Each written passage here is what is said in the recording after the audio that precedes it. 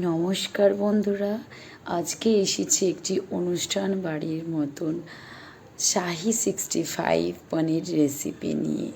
এত টেস্টি এই রেসিপিটি খেতে হয়, বিশেষ করে অনুষ্ঠান বাড়িতে যখন এই রেসিপিটি পাতে পড়ে এত এর সুগন্ধ এবং স্ট্রাকচারটা দেখে যেন মনে হয় যেন আরও দুটো রুটি বা ভাত একটু বেশি নিই, এতটাই বন্ধুরা টেস্টি হয়।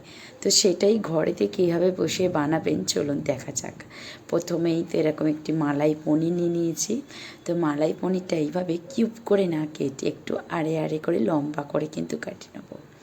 এইভাবে কাটলে কি বলুন তো, দেখুন বরফি আকারের মতন করে কাটলে জিনিসটা দেখতেও খুব আকর্ষণীয় লাগছে এবং মজাদার করে কিন্তু খেতেও লাগবে। তো প্রথমেই কিন্তু ফার্স্ট এরকমভাবে পনিরটা আমরা বরফি করে কেটে নেব। তারপরে এই যে পেঁয়াজটাকে একদম কচি কচি মতন কাটবো, কিন্তু একদমই মিক্সিতে গুঁড়ো করবেন না। পেঁয়াজটাকে যতটা চেষ্টা করবেন ছোট করতে, যদি এইভাবে না পারেন তো এর থেকে একটু বড় হলেও হবে, কিন্তু মিক্সারে একদম করতে যাবেন না। তো পেঁয়াজটাকে প্রথমে এরকমভাবে কিন্তু ছোট ছোট করে কেটে নেব। অ্যাকচুয়ালি রান্নাটা করে দেখাচ্ছে আমাদের মাস্টার শেফ, মানে আমার হাজব্যান্ড। তো এই সমস্ত চাইনিজ আইটেমগুলো কি বলুন তো, ওই করে দেখায়, যেহেতু একজন শেফ মানুষ তো পারফেক্টলিভাবেই কিন্তু দেখাবে। তারপরে কাঁচা লঙ্কা কেটে নেওয়া হলো, পেঁয়াজ কেটে নেওয়া হলো, এখানে আছে কিন্তু ধনিয়া পাতা। তো ধনিয়া পাতাটাকেও কিন্তু খুব সুন্দর করে ভালো করে চপ করে নিল। তারপরে এই যে বরফি করে কেটে রাখা পনিরগুলো নিয়ে একটা বড় বাটিতে পনিরটাকে একটু ম্যারিনেট করে রাখা হবে। আদা রসুন বাটা, এই যে এইটা দেখতে পাচ্ছেন, এটা হলো কিন্তু আদা বাটা। কালারটা এরকম কেন বলে রাখি, এটা কিন্তু ফ্রিজে রাখা ছিল বেশি দিন নয়, 3-4 দিন মতন, যেহেতু এখন নতুন আদা তাই কালারটা কিন্তু নুন মাখানো আছে, তাই এইরকম কিন্তু। তারপরে রসুন, তারপরে কিন্তু গোলমরিচের গুঁড়োটা দিচ্ছি কারণ এর একটা স্পাইসি একটা ব্যাপারটা এনে দেবে, আর গোলমরিচের একটা আলাদা সেন্ট থাকে, যেটা কিন্তু এই রান্নাটিতে আলাদা একটা মাত্রা এনে দেবে। তারপরে লবণ, তারপরে কিন্তু লঙ্কার গুঁড়ো একটু দিতে হলো, ব্যাস। এবার কিন্তু ভালো করে একটু মিশিয়ে নিতে হবে। হাত দিয়ে যদি মেশাতে পারেন মেশাবেন, আর নাহলে দেখুন আমরা কীভাবে দাদাভাই মিশিয়ে দেখাচ্ছি। তো যারা কিন্তু রুটি প্রেমিক অথবা ফ্রায়েড রাইস, এই রান্নাটি একদম পারফেক্ট, দারুণ লাগে খেতে। এই যে দেখুন সামান্য একটুখানি জল ছটা দিয়ে মতন দিয়ে কিন্তু একটুখানি ঝাঁকিয়ে ভালো করে কিন্তু মেখে নেওয়া হলো।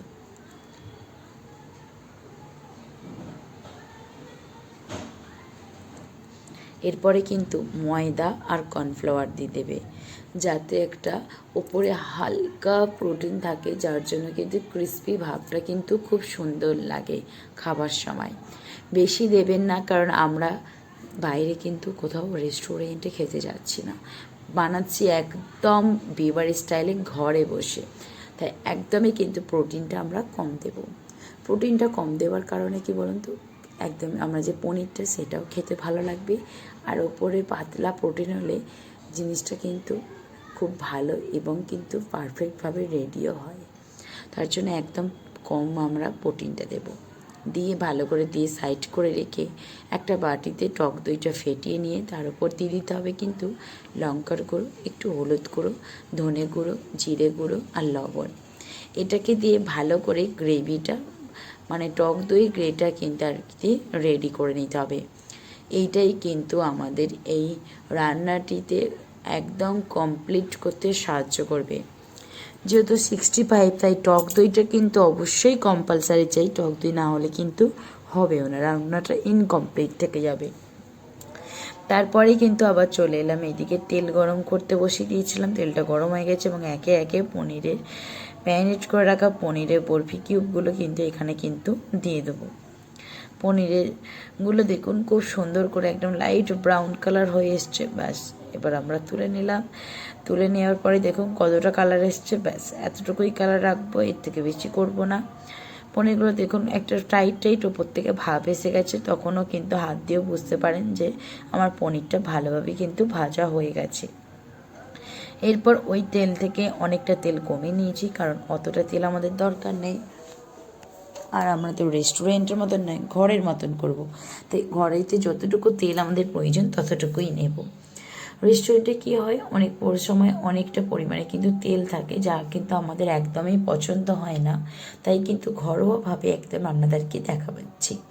ওই তেলেতে একদম কুচিয়ে রাখা কিন্তু পেঁয়াজ, তারপরে একটু নাড়াচাড়া করে নেওয়ার পরে কাঁচা লঙ্কা, তারপরে কিন্তু ক্যারি পাতা দিয়ে দেওয়া হলো। এবার ক্যারি পাতার সঙ্গে ভালো করে একটু নেড়ে চেড়ে নেওয়া হবে, দেখতেই পাচ্ছেন, মানে পেঁয়াজ, কাঁচা লঙ্কার ক্যারি পাতা। এই এই সময়টাতে আপনি বুঝবেন যে আমি এমনি যে রান্নাটা করতে যাচ্ছেন সেটা কিন্তু একদম পারফেক্ট হচ্ছে। কেন, ক্যারি পাতার কাঁচা লঙ্কার স্মেলটা যখন আপনার নাকে যাবে, তখন আপনারও নিজে থেকে একটা ভেতর থেকে একটা আলাদাই স্যাটিসফ্যাকশান হবে যে আপনি রান্নাটা কিন্তু কমপ্লিটভাবে করতে পারছেন। তারপরে আদা রসুন বাটাটা দিয়ে আবার একটুখানি নেড়ে ছেড়ে নেওয়ার পরে 1-2 মিনিটের মতন তারপরেই কিন্তু এই যে আপনারা টক দই যেটা বানিয়ে রেখেছিলেন মশলা দিয়ে, লঙ্কা গুঁড়ো, হলুদ গুঁড়ো, নুন, জিরে গুঁড়ো, ধনে গুঁড়ো দিয়ে, তো সেইটাই কিন্তু ভালো করে জল দিয়ে ফেটিয়ে কিন্তু দিয়ে দেওয়া হলো। আর ওই বাড়িটাও কিন্তু জল দিয়ে ধুয়ে কিন্তু দিয়ে দেওয়া হয়েছে। লবণটা আছে কিনা চেক করে নেবেন। আর কিন্তু এখানে ওপর থেকে দিয়ে দিতে হবে পাতিলেবুর রস, কারণ 65 একটু টক টক খেতে হয়, তাই জন্য একটা গোটা কিন্তু পাতিলেবু ভালো করে কিন্তু ওপর থেকে নিচড়ে দেওয়া হলো। এটা একটু টক টক খেতে লাগে 65টা।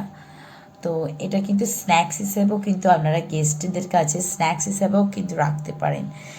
আর কিন্তু রুটি কিংবা কোনো কিছু রুটির সঙ্গে, রুটি, নান, পরোটা সবার সঙ্গে যায়। প্লাস কিন্তু ভ্যাড রাইস, বাগড়া রাইস সবার এইটার সাথেও কিন্তু খুব ভালো যাবে।